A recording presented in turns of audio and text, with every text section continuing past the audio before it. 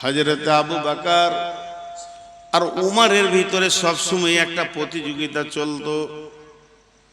হযরত উমর মনে মনে করছে আমি আবু বকরকে এবার হারিয়ে দেব, এবার হারিয়ে দেব, এবার হারিয়ে দেব। বন্ধু, একটা জীর্ণ কুটিরে একটা মেয়ে বাস করত। একবার 70-80 বয়স। মেয়েটির কেউ নাই, মা নাই, বাপ নাই, ভাই নাই, বোন নাই, ছেলে নাই, মেয়ে নাই, স্বামী নাই। ওর জন্য প্রতিদিনের খাবারটা ওখানে পৌঁছে দিত। হযরত আবু বকর পৃথিবী থেকে যখন চলে গেলেন, হযরত উমর এলেন গদিতে। ওই মেয়েটি ঘরের মধ্যে আছে, আর উমর মেয়েটি দু চোখে দেখতে পায় না। বুড়ি মাকে হযরত উমর রুটি আর হালুয়া মুখে ভরে দিয়েছে। আর যখনই রুটি হালুয়া ভরে দিয়েছে, মেয়েটি অঝর নয়নে কাঁদতে শুরু করেছে। খালি একটা কথা বলছে, সে আর নাই, সে আর নাই, নিশ্চয়ই আল্লাহ তাকে ডেকে নিয়েছে। উমর জিজ্ঞাসা করেন, বুড়ি মা কে নাই? বলে আবু বকর নাই, তুমি অন্যজন। বলে আপনি অন্ধ মানুষ দেখলেন কি করে? আমি আবু বকর না উমর। বলে শুনে লাও বেটা, আমার একটাও দাঁত নাই। ও যে আমাকে প্রতিদিন খাইয়ে দিত, তো চিবিয়ে নরম করে মুখে ভরে দিত। তুমি ডাইরেক্ট রুটি ভরে দিয়েছো, আমি বুঝে নিয়েছি সে আর নাই। তখন হযরত উমর কেঁদে বলছে, আবু বকর ভাই, তোমাকে কোনোদিন আমি পারলাম না, তুমি আমাকে হারিয়ে দিয়েছো। বিশ্বনবী 23 বছরে যে মিশনটা চালিয়েছিলেন, যে কলেজটা চালিয়েছিলেন, 23 বছর যে ইউনিভার্সিটি চালিয়েছিলেন, 1.5 লক্ষ সৈন্য তৈরি করে গেছিলেন, শিষ্য তৈরি করে গেছিলেন, নেতা বানিয়ে গেছিলেন, যাদেরকে নিয়ে পৃথিবীতে শান্তি আর শান্তি ছিল। সেই কোথা গেল? সেই শিষ্যরা আজ কোথায় হারিয়ে গেল? আল্লাহ নবী 23 বছর যে মসজিদে নববীতে আসহাবে সুফফা নামে মাদ্রাসাটা চালালেন, ওখান থেকে ডাক্তার হয় নাই, ইঞ্জিনিয়ার হয়নি, ডক্টরেট করেনি, পিএইচডি করেনি, এমবিবিএস করেনি, আর এফআরসিএস করেনি, এলএলবি করেনি, কোনো রকম ডিগ্রি ছিল না। কিন্তু চোর, মাতাল, লম্পট, খুনি, দাগাবাজ, লুটেরা, লম্পট, লাফাঙ্গারকে আল্লাহর রাসূল সোনালী মানুষ বানিয়েছেন। ফ্যাক্টরিটা কত সুন্দর ছিল! ওই হযরত উমর রাসূলের হাতে সেকেন্ড পর্যায়ে ছাত্র, ফার্স্ট পর্যায়ে ছাত্র আবু বকর। তাহলে হযরত উমর দেশকে শাসন করলেন একটা আঙ্গুলের ইশারাতে। 18 লক্ষ বর্গ মাইল শাসন করেছেন। আল্লাহর নবী বলছেন, আমার উম্মতকে কত সুন্দর আমি শিখিয়ে দিলাম কেমন করে দেশ শাসন করবে। জনসাধারণের মাল খাবে না, আমানতের খেয়ানতি করবে না, আর কিছু করবে না, আর কিছু করবে না। সুন্দর করে বুঝিয়ে দিলাম।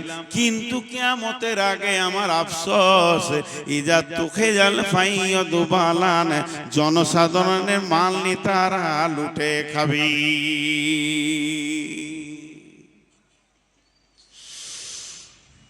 আজকে আমাদের অবস্থা কি ভাবেন একটু। আমি দেয়ালে যদি একটা দাগ টেনে দিই বোর্ডে, ওই দাগটা ছোট না বড় আপনি বলতে পারবেন না। ওর পাশে আর একটা দাগ যদি টানা হয়, তখন ও ছোট না বড় বলতে পারবেন। একদিকে এখনকার যুগের নেতাদের চরিত্র, আর একদিকে রসুলের নেতাদের চরিত্র, দুটাকে পাশে পাশে রাখেন। 2002 সালটা বলছি, 2002 আমি বাংলাদেশে ছিলাম।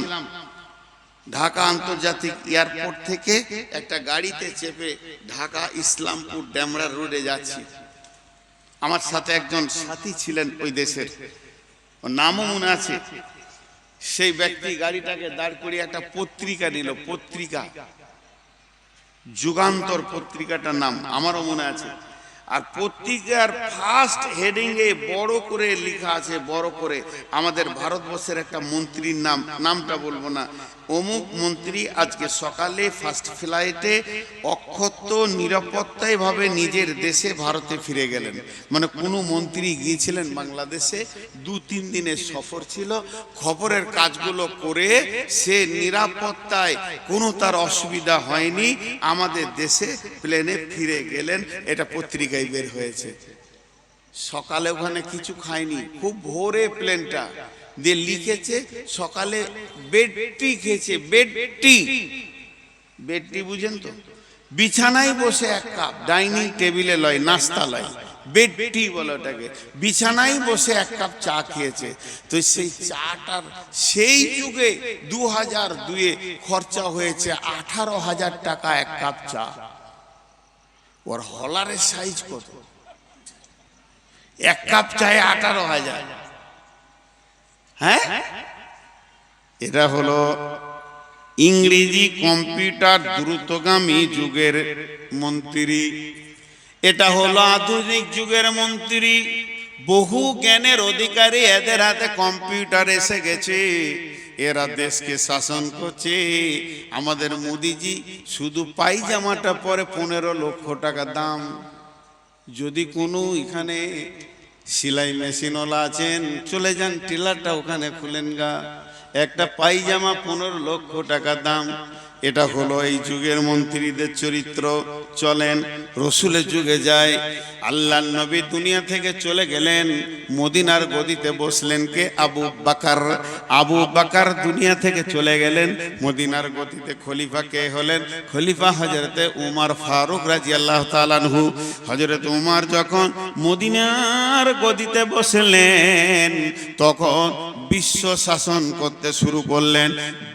18 লক্ষ বর্গ মাইলকে তিনি শাসন করতেন।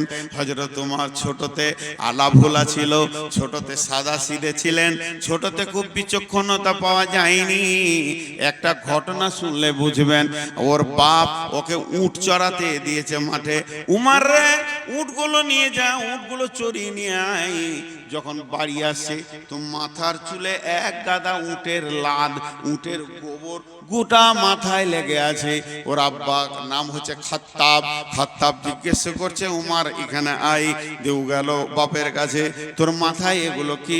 এমনি হাত দিয়ে বলছে গোবর, খেপার মতো বলছে এগুলো গোবর। কিসের গোবর? বলছে উটের গোবর। উটের গোবর তোর মাথায় এলো কি করে বল? বলছে আব্বা মরুভূমিতে রোদ খুব, এবার রোদে বসবো কোথা? উটের পাছাতে গিয়ে বসেছি, লেদে দিয়েছে ও। বসার জায়গা দেখেন, উটের পাছায় বসেছি, লেদে দিয়েছে ও।